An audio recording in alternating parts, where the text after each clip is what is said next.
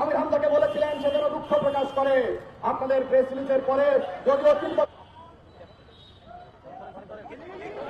আসসালামু আলাইকুম দর্শক, শুরুতে ভিডিও টাইটেল এবং থাম্বনেল দেখে বুঝতে পেরেছেন ভিডিওর বিষয়বস্তু। তাই দর্শক ভিডিওটি সম্পূর্ণ দেখবেন এবং বেশি বেশি শেয়ার করে অন্যকে দেখার সুযোগ করে দিবেন। চলুন দর্শক, সর্বপ্রথমে আমরা ভিডিওটি দেখে আসি। আমির হামজার কথা শুনে তৃপ্তিবোধ করত, আনন্দিত হতো, বাহাবা দিত, তার মাহফিল নেওয়ার জন্য মাসের পর মাস অপেক্ষা করত। সেই লোকগুলোই আমির হামজার বিরোধিতা শুরু করে দিল। সাথীয় বন্ধুগণের কারণ কি আমাদের কাছে পরিষ্কার, কেবলমাত্র রাজনৈতিক কারণেই, আদর্শিক কারণেই আমির হামজার পিছনে লাগা হয়েছে। সম্মানিত সাথীয় বন্ধুগণ, শুধু এখানেই শেষ নয়, সর্বশেষ মুফতি আমির হামজা এদেশের প্রায় সকল জেলা উপজেলায় আবারও প্রোগ্রাম করেন। এই প্রোগ্রাম করতে যে মানুষ হিসাবে দু একটি ভুল হয়ে যেতেই পারে, এটি অস্বাভাবিক নয়।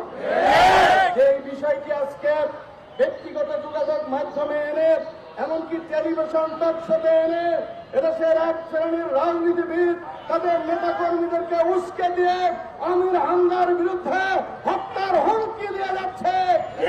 তাদেরকে বলতে চাই, এই হত্যার হুমকির পিছনে আপনাদের যে কারণ লুকিয়েছে তা হলো মাঠ জরিপে দেখা গেছে এই সদর আসনে আমির হামজাকে ঠেকিয়ে রাখা যাবে না।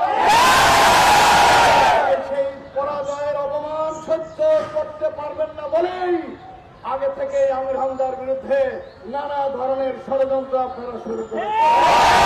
এই ষড়যন্ত্রের শেষ, এখন তাকে হত্যা করতে হবে, দুনিয়ার বুক থেকে তাকে বিদায় করে দিতে হবে।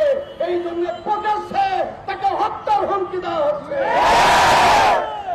আমরা পরিষ্কার বলে দিতে চাই, এইভাবে হত্যার হুমকি দিয়ে আপনারা যদি আপনাদের নেতা কর্মীদেরকে উস্কে দিয়ে কোন দুর্ঘটনা ঘটে, দলের সব দায় দায়িত্ব আপনাদেরকে বহন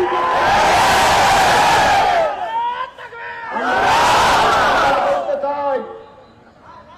খুব তাড়াতাড়ি জাতীয় নির্বাচন, এই নির্বাচনের পরিবেশকে শান্তশিষ্ট, সুষ্ঠু এবং সবার অংশগ্রহণমূলক নির্বাচনের পরিবেশ যদি ঠিক রাখতে হয়, রাজনৈতিক নেতৃবৃন্দকে অবশ্যই গঠনমূলক ভূমিকা রাখতে হবে।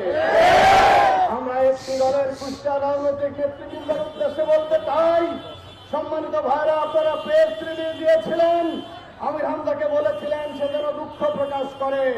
আপনাদের প্রেস রিলিজের পরে যদিও 3 বছর আগেই আমির হামজা কথা বলার জন্য দুঃখ প্রকাশ করেছিলেন, তারপরও আপনাদের অনুরোধে তিনি আবার দুঃখ প্রকাশ করেছেন।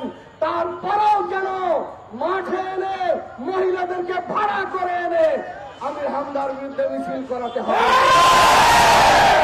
টাকা পয়সা দিয়ে এনে লোক ভাড়া করে আমির হামজার বিরুদ্ধে মিছিল করাতে হবে, আমরা জিজ্ঞাসা করতে চাই।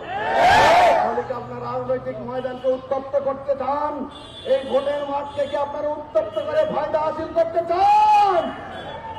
আপনাদের সে গুড়ে বালি মানুষটা হতে দেবে না, জনগণ আপনাদের আশা পূরণ হতে দেবে না।